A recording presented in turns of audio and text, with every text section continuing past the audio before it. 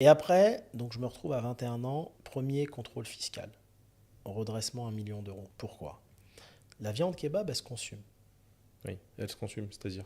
T'as Enfin, vu, quand tu vois une broche de 30 kilos, ouais. elles fond Oui, tout le au long de la gras, ils journée. font au fur et à C'est mesure. pas du gras, c'est l'eau. Parce que la viande, t'as Ouais. vu le poulet, la viande kebab, nous on vend à base de poulet. Le poulet est gorgé d'eau. Il y a beaucoup d'eau dans le Oui, c'est vrai poulet. que quand je fais des tranches d'escalope, c'est vrai Ouais, qu'elles deviennent plus petites. exactement.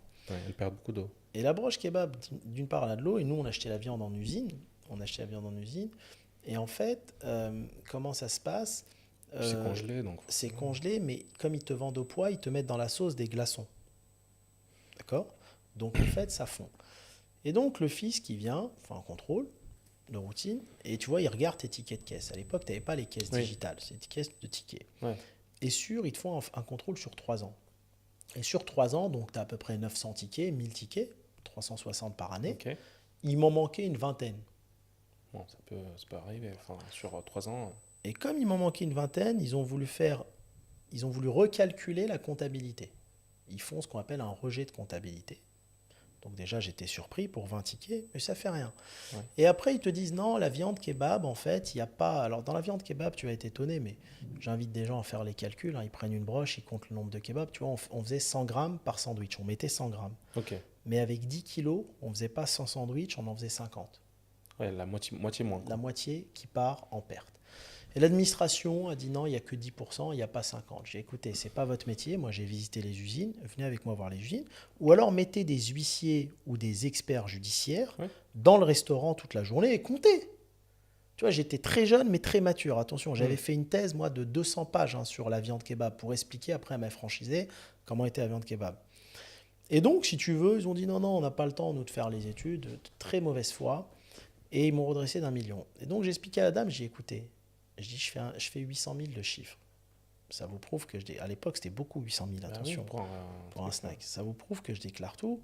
Les kebabs dans la ville, ils déclarent 100 000. Restez Hmm. derrière la caisse et vérifiez. Elle m'a dit quoi? C'était deux dames, hein. Elle m'a dit, mais monsieur Benotman, nous, on vient voir les riches. Si vous aviez déclaré 100 000, on ne viendrait même pas vous voir. Et là, j'ai vu que c'était très injuste. Et à Ouais. partir de là, ils ont multiplié ce contrôle sur plusieurs boutiques. Et c'était plusieurs millions d'euros de redressement. Et moi, j'étais gamin, j'avais 21 ans. Bah oui.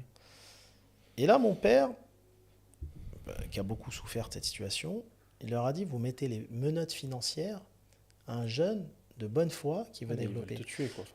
Parce que moi, dans mon mindset, dans ma tête, c'était quoi?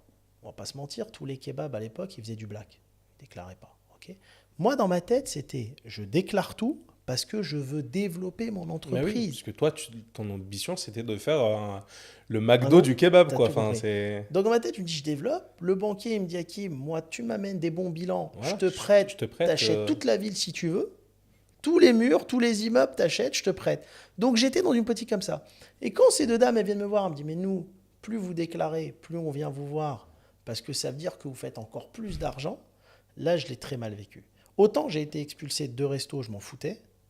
J'avais beaucoup d'énergie, donc j'ai rouvert un autre. Là, je l'ai très mal vécu. Et quand ils ont dupliqué ça sur les restos, j'ai vu que c'était des méthodes un peu voyous. Là, tu sais, ça m'a fait perdre du temps, beaucoup d'argent, et ça m'a fait perdre la confiance totale que j'avais envers la France. Est-ce qu'à ce moment-là, tu avais quand même les moyens de prendre des super avocats? J'ai Tu pris les pouvais pas meilleurs. rétorquer J'ai pris les meilleurs. Après, je voulais même aller en cour européenne à Bruxelles et tout. Mais tu sais, je te dis clairement, cette ville, en tout cas, c'était une administration très voyou. Je n'ai Ouais. jamais eu ce problème-là dans les autres villes, hein. Je ne l'ai jamais eu.